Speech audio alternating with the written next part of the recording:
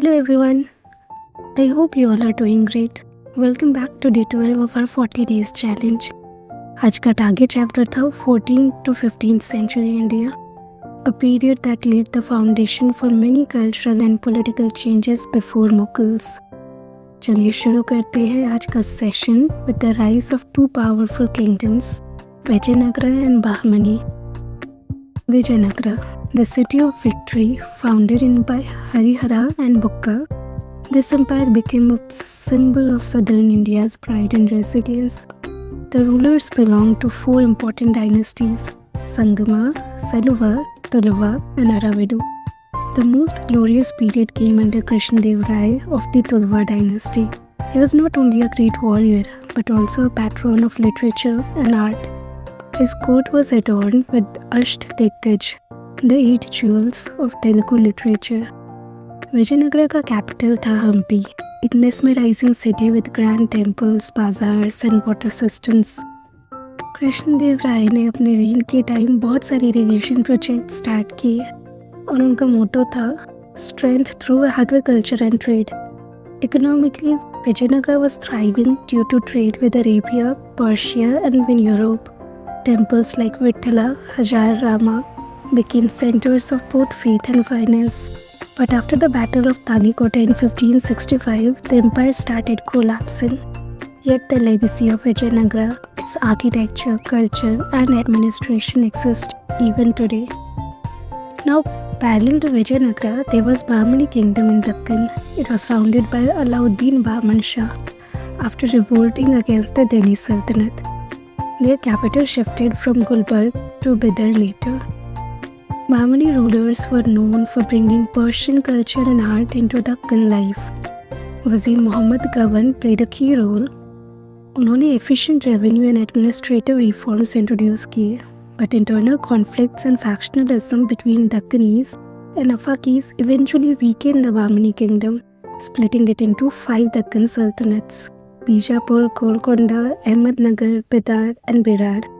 यही Deccan sultanates later played a huge role in shaping medieval Indian politics.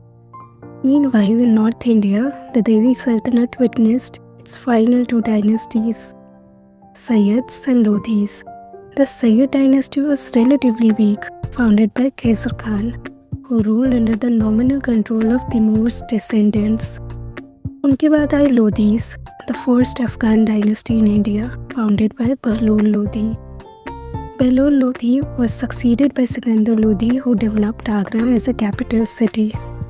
He was a strict administrator and encouraged agriculture and trade, but it was Ibrahim Lodhi whose arrogance and centralization led to his downfall in Battle of Panipat 1526, paving the way for Babur and the Mughal Empire.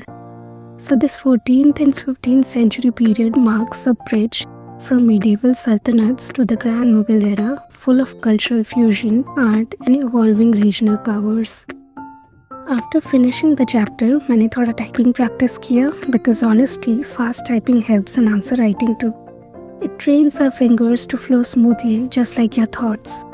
और मुझे लगता है studying and skill building should always go hand in hand.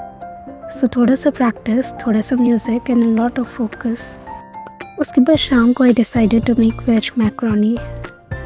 The sizzling sound in the pan, that aroma of oregano and garlic, बस उस time लगता है life can be delicious and peaceful both. Cooking is like meditation for me. एक break from studies जिसमें mind reset हो जाता है. As I wrapped up day 12, I really want to say something. See, progress is quiet. It doesn't shout. Rather, it builds. Each day, each page, each note is adding to something greater than us. Sometimes it feels slow, but even one step a day takes you miles ahead in the long run. Like Krishnadev Raya once said, a ruler is only as strong as his patience. Similarly, a student is only as strong as their persistence. So keep growing, keep going, keep believing, and keep becoming. Your consistency will make noise when results come. Good night everyone. Meet you in day 13 video, जहाँ हम explore करेंगे the dawn of Mughal Empire. Till then, study well, eat well, and most importantly, Stay kind to yourself. Bye bye.